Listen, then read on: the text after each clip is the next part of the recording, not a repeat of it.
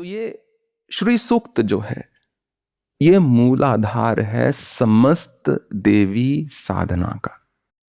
और श्री सूक्त और पुरुष सूक्त दोनों को मिलकर पूरी पूजा होती है, परंतु देवी ने जिस सूक्त का वर्णन किया श्री सूक्त का, वो उन्होंने स्वयं ज्ञान दिया साक्षात इंद्र को अपने ही मुख से।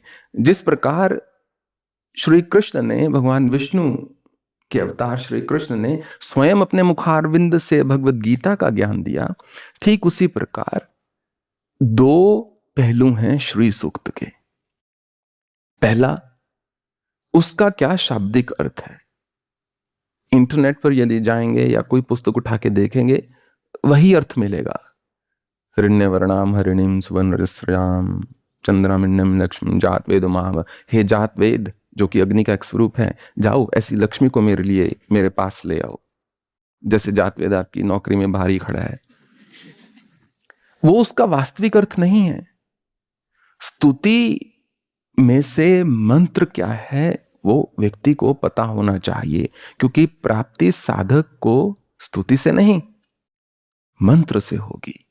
स्तुति से श्रद्धा बढ़ती है, स्तुति से आपका ईश्वर के साथ एक संबंध प्रगाढ़ होता है, परंतु प्राप्ति जो है वो मंत्र से ही होती है। तो समस्त देवी साधना में, समस्त दक्षिणाचार देवी साधना में, सात्विक देवी साधना में जो भी देवी का आवाहन इत्यादि होता है, षोडशोपचार जिसकी हम कल बात कर रहे थे, 16 प्रकार से उपचार, वो उसकी 15 ऋचाओं से किया जाता है। श्री सूक्त में 16 ऋचाएं हैं। 16वीं जो ऋचा है वो फल श्रुति है कि क्या फल है 15 ऋचाओं को पढ़ने का। तो देवी का जो आवाहन इत्यादि है वो 15 ऋचाओं से होता है। आज उस पर थोड़ा भी विचार करेंगे, परंतु उससे पहले मैं चाहता हूं आप स्वयं ये जाने कि देवी ने कहा क्या अपने श्री सूक्त के बारे में। यदि देवी भागवत खत्म होने तक आप एक यंत्र की महिमा जान लें, एक स्तोत्र की महिमा जान लें, एक मंत्र की, एक सूक्त, ये 4 स्तंभ हैं, इसके अतिरिक्त और कुछ नहीं चाहिए। सिद्धि हस्तगत ना हो ये असंभव है उस साधक के लिए जो निरंतर देवी आराधना में संलग्न रहता है, प्रयत्नशील रहता है। तो इंद्र ने, जिनको कि पुरंदर भी बोला गया है, मां देवी से कहा, विश्वार्णे नमस्तुभ्यं नमो विश्व विभूतये सर्वसामपि सिद्धिनाम नमस्ते मूल हेत्वे। देवी की आराधना की के हे मां आप विश्वार्णे हैं, इसी से स्तुति शुरू की। विश्वार्णे मतलब, इसके लिए हमको एक बार दोबारा से देवी भागवत में जाना होगा। एक बार महर्षि वेदव्यास ने कठोर तप किया और भगवान शिव के मंत्र पर उन्होंने ध्यान लगाया। भगवान शिव उनसे प्रसन्न हुए। भोलेनाथ थे, अपने ही मूड में थे। जब आए तो वेदव्यास से यह ना पूछा क्या चाहिए। ये देवता का पहला नियम होता है, अपने से वर नहीं देना, जो मांगे उस पर चिंतन करके फिर देना है कि तथास्तु या नहीं हो सकता। तो भगवान ने कहा, मुनि श्रेष्ठ, मैं आपसे बहुत प्रसन्न हूं, आपके एक तेजस्वी पुत्र की उत्पत्ति होनी चाहिए जो आप ही जैसा हो। अब वेदव्यास जी कहते, अरे ये क्या, ये कैसा आशीष दे दिया। मैं ठहरा सन्यासी, जंगल का प्राणी, गुफाओं कंदराओं में रहता हूं, हिमालय में विचरण करता हूं, मैं पुत्र कहां से पैदा करूंगा। और देवी भागवत में लिखा हुआ है कि महर्षि वेदव्यास बहुत चिंतित हो गए कि मैं स्त्री को कैसे संभालूंगा। यही लिखा है, मेरे अनुकूल मुझे मिलनी नहीं, दूसरी को मैं संभाल नहीं सकता। ये मुझे भोलेनाथ ने किस जंजाल में फंसा दिया। इतने में उनका यज्ञ का समय होता है। तो अरणी एक प्रकार की लकड़ी होती है जिसका घर्षण करने से अग्नि उत्पन्न होती है। तो वो लकड़ी, 2 लकड़ी का घर्षण कर रहे हैं और बहुत चिंता में हुए उस समय कि अब भगवान शिव का वचन है, सत्य करना होगा, पर करूं कैसे? गृहस्थ आश्रम में मैं जाना नहीं चाहता, लिव इन रिलेशनशिप्स कॉमन नहीं थे कि गृहस्थ आश्रम में जाना नहीं चाहता। ये भगवान शिव ने अच्छा मेरे पे डाल दिया समस्या। तो वो अरणी की लकड़ियों का घर्षण कर रहे हैं। इतने में क्या होता है, एक अप्सरा घृताची वायु मार्ग से चली जा रही है। एक बार किसी ने मुझसे प्रश्न किया था कि वो अप्सरा की साधना करना चाहते हैं।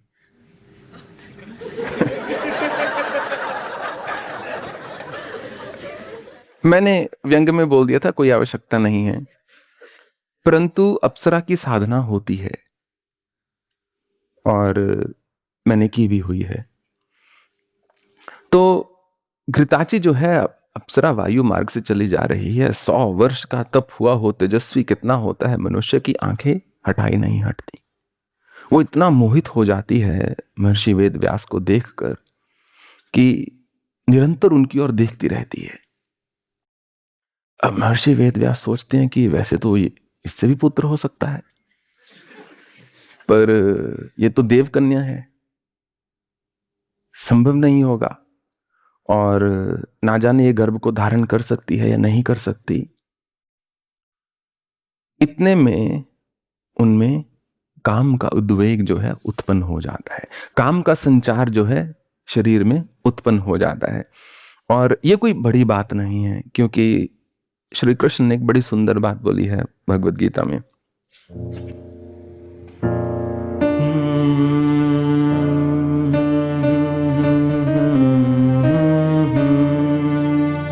विषयादि निवर्तन्ते निराहारस्य देहिनां रसवर्जं रसोऽप्ययस्य परं दृष्ट्वा निवर्तते। यत्तोऽपि कौन्तेय पुरुषस्य विपश्चित इन्द्रियाणि प्रमाथीनि हरन्ति प्रसभं मनः। इन्द्रियाणां हि चरतां यन्मनो अनुविधीयते तदस्य हरति प्रज्ञां वायुर्नां मीमांसि। त्याग से श्रेष्ठ वैराग्य होता है कौन्तेय। मात्र मनुष्य ने बाहरी क्रियाकलाप से किसी सुख का त्याग कर दिया हो, परंतु हृदय के भीतर उस विषय पर फिर भी उसका चिंतन हो, तो वो व्यक्ति जो है दोबारा उस विषयों में अवश्य आएगा। विषया भी निवर्तन्ते निराहारस्य देहिना। केवल शरीर को प्रत्याहार देने से विषयों से मनुष्य का मन नहीं उठ जाता। और भगवान ने कहा है कि इंद्रियां इतनी प्रबल होती हैं कि मनुष्य के मन को हर ही लेती हैं। इंद्र शब्द जानते हैं कैसे बना है? ईंधन शब्द से बना है। और ये मेरा वाक्य नहीं, वेदों का वाक्य है। ईंधन शब्द से इंद्र बना है। जब तक ईंधन है तब तक गाड़ी में चलने की क्षमता है। जब तक इंद्र विराजमान है तब तक मन गतिशील है। इसलिए वो ने बोला है कि उस जो मन में इंसान के पंच, उसमें इंद्र मैं स्वयं हूं। और भगवान ने कहा है कि वो व्यक्ति जिसका मन सुखों की ओर है, किसी विशेष सुख की ओर है, बाहर से कितना ही त्याग क्यों ना कर दे, उसका हाल बिल्कुल वैसा ही है जैसे समुद्र में चलती हुई वो नाव जिसमें कोई नाविक नहीं बैठा हुआ, जिसको चलाने के लिए कोई पतवार नहीं है। वायुर्नाम मीमांसि। जिस और वायु का वेग जाएगा उसी और वो व्यक्ति जो है चल देगा। तो महर्षि वेद व्यास के मन में काम का संचार हो जाता है और वो दुविधा में भी थे कि भगवान शिव का भी वचन है, फटाफट इसको पूरा करके अपनी साधना में प्रत हुआ जाए। और घृताची जो है चली जा रही है, अरणी का वो 2 लकड़ी से घर्षण कर रहे हैं। इतने में घृताची डर के उड़ जाती है। एक कहा गया है शुकी बन के, छोटा शुक अर्थात मादा तोता बन के। परंतु उनके मन की कल्पना इतनी प्रबल थी उस समय। प्राणमय कोश से जब अन्नमय कोश में व्यक्ति आता है तो हर प्रकार का स्वप्न आ जाता है। मन की कल्पना इतनी प्रबल थी कि उसके जाने के बाद भी वेद व्यास महाराज को लग रहा है कि वो वहीं पर है, और उनका वीर्य जो है स्खलित हो जाता है और एक पत्ते पर आ गिरता है। उसी से कहा गया कि शुकदेव की उत्पत्ति हुई। शुकदेव जी महाराज पैदा होते ही चल पड़ते हैं। जब चलने लगते हैं तो वेद व्यास के हृदय में मोह जागृत हो जाता है। अरे इतना तेजस्वी पुत्र, कैसे जा सकते हो ऐसे? क्योंकि याद रखना, जब संतान गर्भ में होती है उस समय घर में कैसा वातावरण है, मां किस प्रकार का जप कर रही है या किस प्रकार के विचार रख रही है, उसका निश्चित रूप से संतान पर प्रभाव पड़ता है, 100%। एक बार मैं शायद 11 या 12 वर्ष का था, शायद आपको ये कथा बताई है। हमारे पड़ोसी थे, उनका विवाह के फेरे होने थे और जो पंडित हैं वो पहुंचे नहीं। 2 ब्राह्मणों ने आना था दोनों ओर से, एक जो है आए नहीं।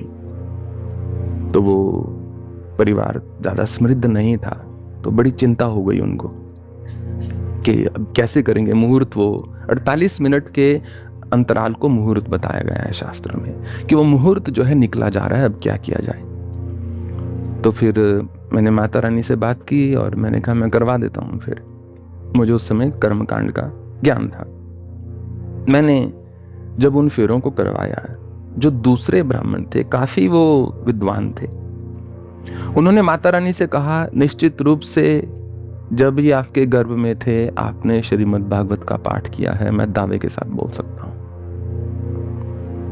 और मुझे तब स्वयं पहली बार पता चला कि ऐसा ही माता रानी ने किया था। तो जब संतान गर्भ में है उस समय मां का क्या भाव है, इसका बहुत बड़ा योगदान होता है। अब 100 वर्ष की तपस्या के बाद देव कन्या की कल्पना से जिस संतान की उत्पत्ति हुई हो, वो तो स्वाभाविक ही है तेजस्वी होगी। तो शुकदेव महाराज उठ के चले जाते हैं, चल पड़ते हैं और वेद व्यास कह रहे हैं अरे मेरे पुत्र हो, मुझे ये संतान का सुख तो दो थोड़ा सा, मुझे तुमसे बात करनी है, मेरे पास रहो। देखते ही संतान को उनमें मोह जागृत हो गया।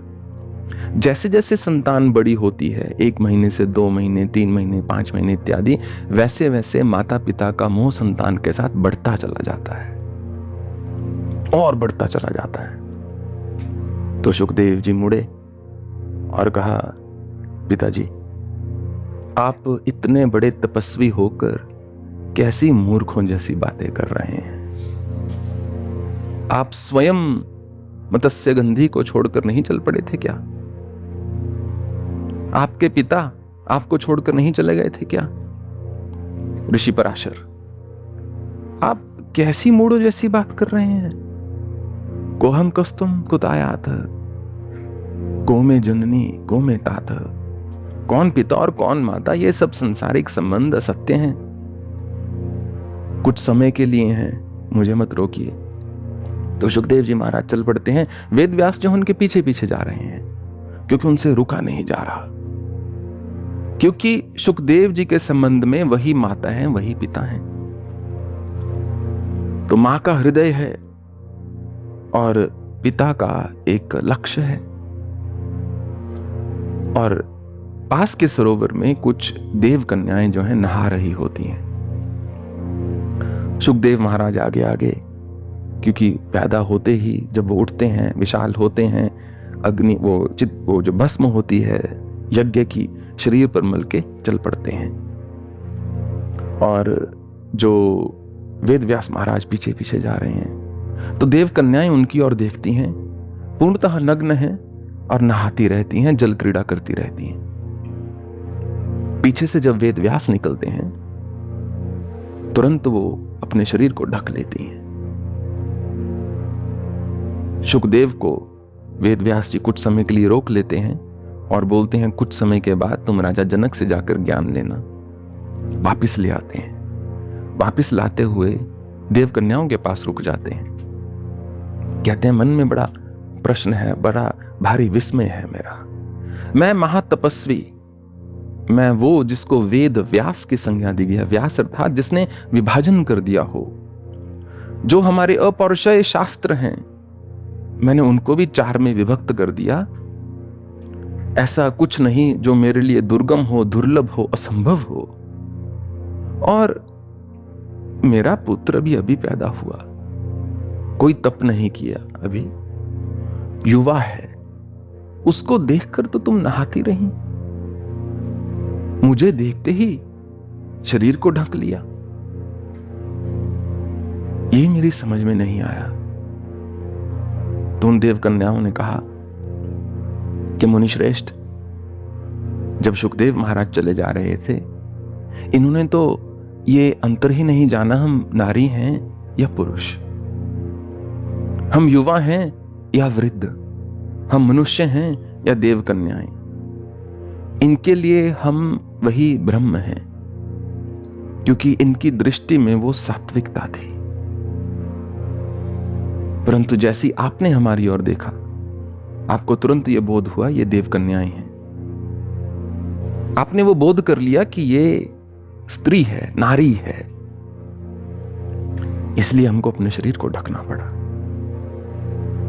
तो इंद्र जो हैं उन्होंने देवी मां का स्तुति में जब की तो पहला शब्द बोला विश्वारणे, वो अरणी की लकड़ी जिससे समस्त विश्व को जो है जीवन मिला हुआ है, जिसके घर्षण से सृष्टि चल रही है।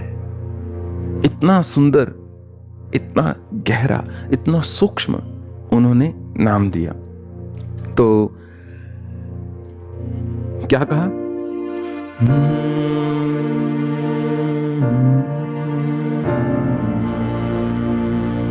विश्वार्णे नमस्तुभ्यं नमो विश्व विभूतये सर्वासामपि सिद्धीनां नमस्ते मूलहेतवे आदिदेवम् आत्मभूताय नारायण कुटुंबिनी समस्त जगदाराध्ये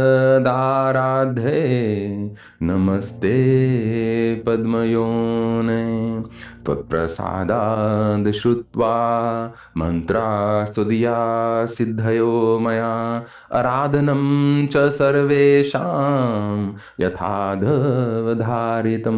आपके कृपा प्रसाद से मैंने आपके मंत्र का श्रवण किया। हे नारायण कुटुंबिनी, हे महामाये, हे सर्व समस्त विश्व का मूल, आपके कृपा प्रसाद से मैंने श्रवण किया आपके मंत्र का। परंतु अब मैं आपके सूक्त का विधान जानना चाहता हूं। इदानीं श्रोतुम इच्छामि, अब मेरी इच्छा है सुनने की। क्या? तत्वक्त्राद अंबुजानी श्रुतम, स्वयं आपके मुखारविंद से तत्सूतस्य विधिम, आपके सूक्त की विधि मुझे जाननी है जिससे आपकी उपासना हो सके। तो देवी मां ने कहा कि अघोरानम राधक्षा, कि हे पुरंदर, तुमसे पहले 64,000 योगियों ने तानी तानी सहस्र, कई हजार जो हैं नियम बनाए हैं, मेरे सूक्त के विधान जो हैं बनाए हैं, उसको तुम ध्यान से सुनो। मत सूक्तम विधानम विहितम शृणु, मैं तुम्हें उस विधान को बताती हूं। हां, परंतु इतना विस्तार से नहीं बताऊंगी, क्योंकि यदि काल भी स्वयं आकर गणना करने लग जाए तो भी मेरे सूक्त का विधान जो है बताया नहीं जा सकता। शास्त्रों में जो श्री माने, क्योंकि सब जगह जहां जहां है वहां लिखा श्री उवाच, इंद्र को यह ज्ञान दिया है। जब आप पढ़ते हैं तो आपको लगता है कि बिल्कुल उसी दृढ़ता से श्री कृष्ण ने भगवत गीता का 10वां अध्याय बोला है। उसी भाव में आकर मां ने अपनी विभूतियों का वर्णन किया है श्री सूक्त में। परंतु श्री सूक्त को का उपयोग कैसे करना है उसका भी रहस्य इसी में बताया हुआ है। स्वयं मां ने खुद बताया है उसको। मामे वस्य मुनिम, मैं ही इस सूक्त की ऋषि हूं। विद्या छंद श्री नाम कथ्यते। श्री जो है छंद है। इस जो आपने वो मंत्र विज्ञान की किताब अवश्य पढ़ी होगी आशा करता हूं, उसमें हमने बताया है मंत्र का एक बीज होता है, ऋषि होता है, देवता होता है। तो मां ने कहा है इस सब में मैं ही हूं। जो साधारण श्री सूक्त का जब हम पाठ करते हैं उसमें हम बताते हैं कि कौन कौन से ऋषि उनके हुए, परंतु जो मां ने स्वयं व्याख्या की है जो कि हम पुस्तक में नहीं लिख सकते ऐसे, इसलिए आज आपको ये ऐसा बता रहा हूं। देवता सकलाधारा विष्णु पत्नम महमीश्वरी, मैं ही देवता हूं और मैं ही विष्णु पत्नी ईश्वरी हूं। तो विनियोगस्य सूक्तस्य लक्ष्मी नारायण अर्चने, ये पहला रहस्य है श्री सूक्त का। यदि आप श्री सूक्त की पूजा में शिव या भगवान नारायण का ध्यान नहीं धर रहे तो श्री सूक्त वो फल है जिसमें बीज नहीं। एक समय खा लिया, काम खत्म। चॉकलेट के कभी पेड़ नहीं होते, कोई बीज नहीं है। तो यदि श्री सूक्त को कैसे जागृत करना है, इसमें इस मूल को ना समझे तो श्री सूक्त जो है कभी भी जागृत नहीं हो पाएगा, उससे प्रभाव नहीं ले पाएंगे। मेरा ध्येय है कि जब ये भागवत खत्म हो तब तक आपको इतना पता रहे कि कैसे अपनी साधना के पथ पर तीव्रता से अग्रसर होना है। क्योंकि अब पूरी सृष्टि, पूरा ब्रह्मांड आपके साथ है। अब आपको सिर्फ काम करना आना चाहिए। क्यों? क्योंकि 11 भागवत करवा के कोई खाली हाथ नहीं बैठता। जो 11 भागवत का फल लेकर अब आप आगे जो साधना करोगे वो आपके ऊपर है कि उसको किस कार्य में लगाना है। छोटे मोटे संसार के कार्य सिद्ध करने हैं या वास्तव में ही मुक्ति की ओर अग्रसर होना है, किस जंजाल से ही मनुष्य मुक्त हो जाए सदा सदा के लिए। तो विनियोगस्य सूक्तस्य लक्ष्मी नारायण अर्चने, लक्ष्मी और नारायण मेरी और नारायण की अर्चना तुम। विनियोग का यहां अर्थ है मुझे ऐसा मेरी कल्पना करो, विजुअलाइज करो। अंकस्थाम के विष्णु के अंक में बाएं उसमें मैं बैठी हुई हूं। भाव्यम लक्ष्मीम विष्णुरहम परमेश्वरीम, श्री विष्णु के साथ मैं उनके अंक में विराजमान हूं। ये श्री सूक्त का मूल देवी ने स्वयं कहा है। और अधिकतर समय क्या होता है, एक ऋचा के साथ एक चीज को अर्पण किया जाता है। परंतु श्री सूक्त में जो 5वीं ऋचा है और तीसरी ऋचा है, उस सब ऋचाओं पर हम आएंगे। I hope it's not getting too technical, घबराइएगा मत। तो देवी मां ने उसमें बोला है चतुर्थ्या आचमनम चैव पंचम्या चोपहारकम, कि चतुर्थ से मुझे आचमन करो, 5वें से उपहार दो कोई। ये मैंने पहला विधान देखा था जब मैंने इसका अध्ययन किया था लगभग 12 वर्ष पहले, कि जिसमें देवी ने कहा है मुझे कोई उपहार दो। ऐसा नहीं कहा आभूषण, आभूषण आगे चल के अलग से आता है। तृतीया अर्घ्यम ईशाने पाद्यम चापि प्रकल्पयेत, तृतीय ऋचा से पाद्यम एवं अर्घ्यम दोनों मुझे समर्पित करो।